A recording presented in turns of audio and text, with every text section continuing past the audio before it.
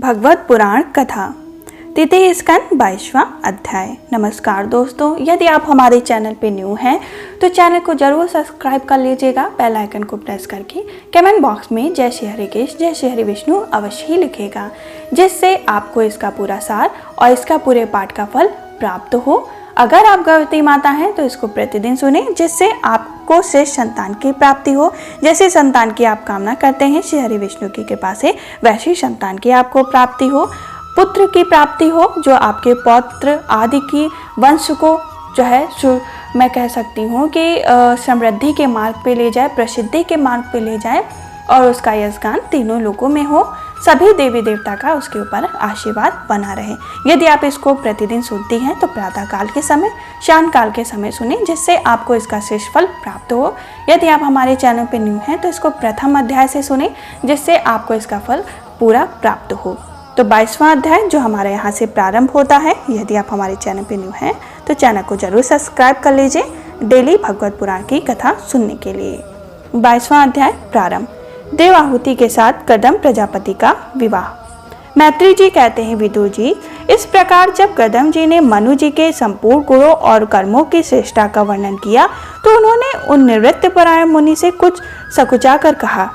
मुनि जी ने कहा, मुनि, वेद मूर्ति भगवान ब्रह्मा ने अपने वेदमय विग्रह की रक्षा के लिए तप, विद्या और योग से संपन्न तथा विषयों से अनासक्त आप ब्राह्मणों को अपने मुख से प्रकट किया है और फिर उन सहस्त्र चरणों वाले विराट पुरुष ने आप लोगों की रक्षा के लिए ही अपनी सहस्त्र भुजाओं से हम क्षत्रियों को उत्पन्न किया है।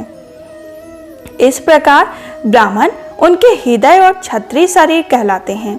अतः एक ही शरीर से संबंध होने के कारण अपनी अपनी और एक दूसरे की रक्षा करने वाले उन ब्राह्मण और क्षत्रियों की वास्तव में श्री हरि ही रक्षा करते हैं, जो समस्त कार्य कारण रूप होकर भी वास्तव में निर्विकार हैं। आपके दर्शन मात्र से ही मेरे सारे संदेह दूर हो गए, क्योंकि आपने मेरे प्रशंसा के मिस से स्वयं ही प्रजा पालन की इच्छा वाले राजाओं के धर्मों के बड़े ही प्रेम से निरूपण किया। आपका दर्शन अजेंद्रिय है, पुरुषों का बहुत ही दुर्लभ है। मेरा बड़ा भाग्य है जो मुझे आपका दर्शन हुआ और मैं आपके चरणों की मंगलमयी रज अपने सिर पर चढ़ा सका। मेरे भाग उदय से ही आपने मुझे राजधर्मों की शिक्षा देकर मुझ पर महान अनुग्रह किया और मैंने भी शुभ प्रारब्ध का उदय होने से ही आपकी पवित्र वाणी कान खोलकर सुनी। मुनि, इस कन्या के स्नेहवश मेरा चित्त बहुत ही चिंताग्रस्त हो रहा, अतः मुझ दीन की यह प्रार्थना आप कृपा पूर्वक सुने। यह मेरी कन्या है जो प्रेवत और उत्तानपाद की बहन है, अवस्थाशील और गुण आदि में अपने योग पति को पाने की इच्छा रखती है। जब से इसने नारद जी के मुख से आपके शील, विद्या, रूप, आयु और गुणों का वर्णन सुना है, तभी से यह आपको अपना पति मानने लगी है। देश्वर, मैं बड़ी ही श्रद्धा से आपको यह कन्या समर्पित करता हूँ। आप इसे स्वीकार कीजिए। यह गृहस्थित कार्यों के लिए सब प्रकार आपके योग्य है। जो भोग स्वतः प्राप्त हो जाए उसकी अवहेलना करना विरक्त पुरुषों भी उचित नहीं। फिर विषय शक्ति की तो बात ही क्या हुआ। जो पुरुष स्वयं प्राप्त हुए भोग का निरादर कर फिर उस किसी कृपण के आगे हाथ पसारता है, उसका बहुत ही फैला हुआ यश भी नष्ट हो जाता है और दूसरों के तिरस्कार मान भंग भी हो जाता है। विद्वान, मैंने सुना है आप विवाह करने के लिए उद्धत हैं। आपका ब्रह्मचर्य एक सीमांत तक है। आप नैतिष्ठ ब्रह्मचारी तो है नहीं, इसलिए अब आप इस कन्या को स्वीकार कीजिए। मैं इसे आपको अर्पित करता हूँ। श्री कदम जी मुनि जी ने कहा, ठीक है, मैं विवाह करना चाहता हूँ और आपकी कन्या का अभी किसी के साथ वाग्दान नहीं हुआ, इसलिए हम दोनों का सर्वश्रेष्ठ ब्राह्मण विधि से विवाह होना उचित ही होगा। राजन, वेद विवाह विधि से प्रसिद्ध जो गृहस्थनी इत्यादि मंत्रों में बताया हुआ काम, संतान उत्पादि रूप मनोरथ है, वह आपकी इस कन्या के साथ हमारा संबंध होने से ही सफल होगा।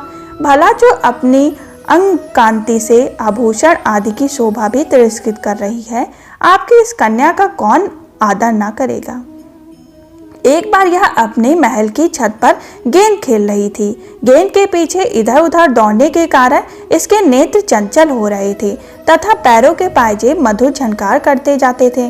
उस समय इसे देखकर विश्ववसु गंधर्व मोहवश अचेत होकर अपने विमान से गिर पड़ा। वहीं इस समय यहाँ स्वयं आकर प्रार्थना कर रही है। ऐसी अवस्था में कौन समझदार पुरुष इसे स्वीकार न करेगा। यह तो साक्षात आप महाराज स्वयंभू मनु की दुलारी कन्या उत्तानपाद की प्यारी बहन है तथा यह रमणियों में रत्न के समान है। जिन लोगों ने कभी श्री लक्ष्मी के चरणों की उपासना नहीं की है उन्हें तो इसका दर्शन भी नहीं हो सकता। अतः मैं आपकी इस साध्वी कन्या को अवश्य स्वीकार करूंगा, किंतु एक शर्त के साथ। जब तक इसके संतान न हो जाएगी तब तक मैं गृहस्थ धर्म अनुसार इसके साथ रहूंगा। इसके बाद भगवान के बताए हुए संन्यास प्रधान हिंसा रहित शाम दाम धर्मों को ही अधिक महत्व दूंगा, जिनसे इस विचित्र जगत की उत्पत्ति हुई है, जिनमें यह लीन हो जाता है और जिनके आश्रय से यह स्थित है। मुझे तो वे प्रजापतियों के भी पति भगवान से अनंत ही सबसे अधिक मान्य हैं। मैत्री जी कहते हैं, प्रचंड धुरंधर विदुर कदम जी केवल इतना ही कह सके, फिर वे हृदय में भगवान कमलनाभ का ध्यान करते हुए मौन हो गए। उस समय उनके मंद हास्य युक्त मुख कमल को देखकर देहाहुति का चित्त लुभा गया। मनु जी ने देखा कि इस संबंध में महारानी शत्रुपा और राजकुमारी की स्पष्ट अनुमति है, अतः उन्होंने अनेक गुणों से संपन्न कदम जी को उन्हीं के समान गुणवती कन्या का प्रसन्नता पूर्वक दान कर दिया। महारानी शत्रुपा भी बेटी और दामाद को बड़े प्रेम पूर्वक बहुत से बहुमूल्य वस्त्र आभूषण और गृहस्थित पत्रादि दहेज में दिए। इस प्रकार सुयोग वर को अपनी कन्या देकर महाराज मनु निश्चिंत हो गए।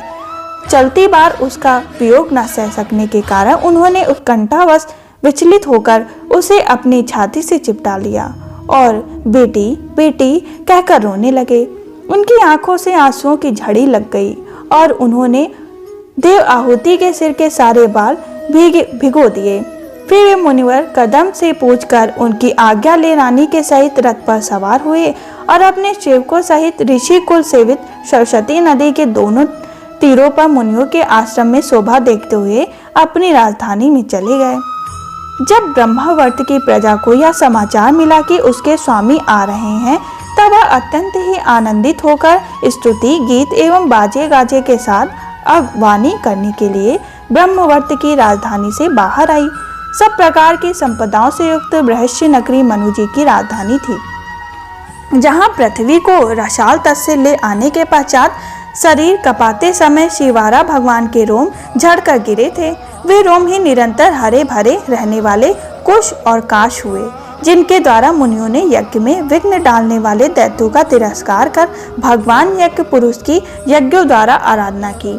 महाराज मनु भी शिवारा भगवान से भूमि रूप निवास स्थान प्राप्त होने पर इसी स्थान में कुश और काश की चटाई बिछाकर श्री यज्ञ भगवान की पूजा की थी। जिस बृहस्पतिपुरी में मनु जी निवास करते थे, उसी में पहुंचकर उन्होंने अपने त्रिपात नाशक भवन में प्रवेश किया। वहां अपनी भार्या और संतति के सहित वे धर्म अर्थ और मोक्ष के अनुकूल भोगों को भोगने लगे। प्रातःकाल होने पर गंधर्वगण अपनी स्त्रियों के सहित उनका गुणगान करते थे, किंतु मनु जी उसमें आसक्त न होकर प्रेमपूर्वक हृदय से श्री हरि की कथाएं ही सुना करते थे। वे इच्छा अनुसार भोगों का निर्माण करने में कुशल थे, किंतु मननशील और भगवत परायण होने के कारण भोग उन्हें किंचित भी विचलित नहीं कर पाते थे। भगवान विष्णु की कथाओं का श्रवण, ध्यान, रचना और निरूपण करते रहने के कारण उनके मानवांतर व्यतीत करने वाले क्षण कभी व्यर्थ नहीं जाते थे। इस प्रकार अपनी जागृत आदि तीनों अवस्थाओं अथवा तीनों गुणों को अभिभूत कर उन्होंने भगवान वासुदेव की कथा प्रसंग में अपने मानवांतर 71 चतुर्युग पूरे कर दिए। व्यास नंदन विदुर जी जो पुरुष श्री हरि के आश्रय रहता है, उसे शारीरिक, मानसिक, दैविक और मानुषिक अथवा भौतिक दुख किस प्रकार कष्ट पहुंचा सकते। मनु जी निरंतर समस्त प्राणियों के हित में लगे रहते थे। मुनियों के पूछने पर उन्होंने मनुष्य के तथा समस्त वर्ण और आश्रमों के अनेक प्रकार के मंगलमय धर्मों का भी वर्णन किया। श्री मनु संहिता के रूप में अब भी उपलब्ध है। जगत के सर्वप्रथम सम्राट महाराज मनु वास्तव में कीर्तन के योग थे। यहाँ मैंने उनके अद्भुत चरित्र का वर्णन किया। अब उनकी कन्या देहाहुति का प्रभाव सुनो, जिसका वर्णन 23वें अध्याय में होगा। यदि आप हमारे चैनल पर न्यू हैं तो चैनल को जरूर सब्सक्राइब कर लीजिएगा। 23वें अध्याय में कर्दम और देव आहुति का विहार होगा, जिसका वर्णन आप सुनने को पाएंगे। यदि आप हमारे चैनल पर न्यू हैं तो इसको प्रथम अध्याय से जरूर सुनिए, जिससे आपको इसका पूरा सार समझ में आए। यदि आपकी कोई मनोकामना है तो श्री हरि विष्णु की कृपा से इसको सुनने मात्र से ही आपकी समस्त मनोकामनाएं पूर्ण हो जाएंगी। हम फिर मिलेंगे 23वें अध्याय के संग। तब तक के लिए जय श्री हरि कृष्ण।